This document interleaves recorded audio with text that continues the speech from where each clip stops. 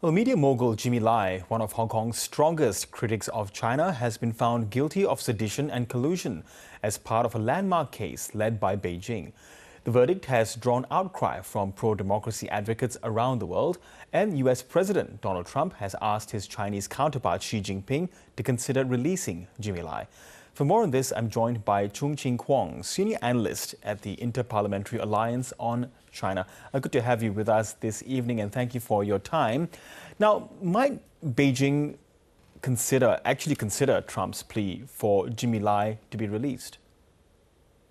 I don't think China will actually consider releasing Jimmy Lai given the current circumstances. It is because standalone statements do not carry the weight that it should. Like part of the reason why Jimmy Lai is in this dire situation right now is the inaction of the international community. So we need unified call for release from all of the governments, not only from Trump himself, and we also need the Chinese to know that their actions of violating human rights and international law will not be rewarded by impunity as they are right now. Are calls enough, though, as you say, you want more world leaders to come out to do what Donald Trump has done? Is that going to be enough?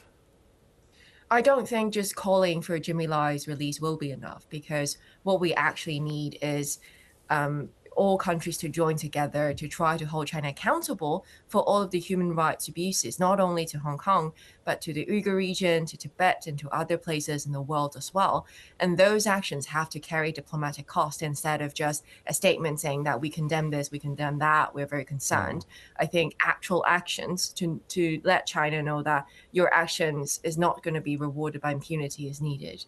So Jimmy Lai, he's now facing life in prison. What legal recourse does Jimmy Lai have to challenge and what his legal team has called a sham trial?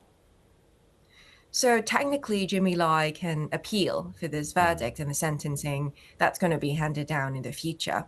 But given that the national security law conviction rate is around 100% right now, basically everybody who has been charged by that law have been convicted. So there's a very slim chance of him actually getting any sense of justice. And this law is designed to hollow out the Hong Kong legal system. So it's no longer upholding the rule of law, but to exercise the political will and political agenda of Beijing.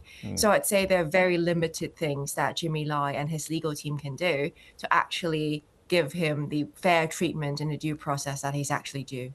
And can you give us, a sense of Jimmy Lai's contribution to, the pro-democracy movement and media freedoms in Hong Kong? Jimmy Lai is a very prominent figure in Hong Kong and in the world. Like Apple Daily, the media that he's founded, grew up with me. I grew up reading the newspaper, and it's become part of my democratic enlightenment in Hong Kong. And I think a lot of Hong Kong also share the same experience. And he has contributed to the democratic movement in Hong Kong through various ways, not only by founding Apple Daily, but also by contributing, participating as a media mogul in democratic movements. He represented part of the democratic movement in Hong Kong. And so his trial and this verdict actually represents quite a lot of what the activism in Hong Kong is like right now. So what message does, Jimmy Lai's guilty verdict and upcoming sentencing send to Chinese pro-democracy activists, be it in Hong Kong or elsewhere? I'd say it sends a clear signal that anyone who's trying to claim that there's still rule of law in Hong Kong now should realize that this is not the case. The national security law has turned Hong Kong into a very different place that it once compared to what it once was. And at the same time, you can see the verdict is trying to claim Jimmy Lai as a proxy of foreign forces so that all Hong Kong's dissents, activism, or people who are speaking up are a product of foreign interference instead of them exercising their own will. I think this is the message that Beijing wants to send. These people don't mean what they say. They're only being controlled by the US or other Western countries. And at the same time, I think it also signals the further restriction of spaces to speak up in Hong Kong. And there will be less and less visible resistance or defiance. But it doesn't mean that it has disappeared. I think the format of defiance in Hong Kong has changed. And then finally, can I get your thoughts on Hong Kong's chief executive, John Lee, who said that Lai's actions had damaged the country's interests and welfare of Hong Kongers?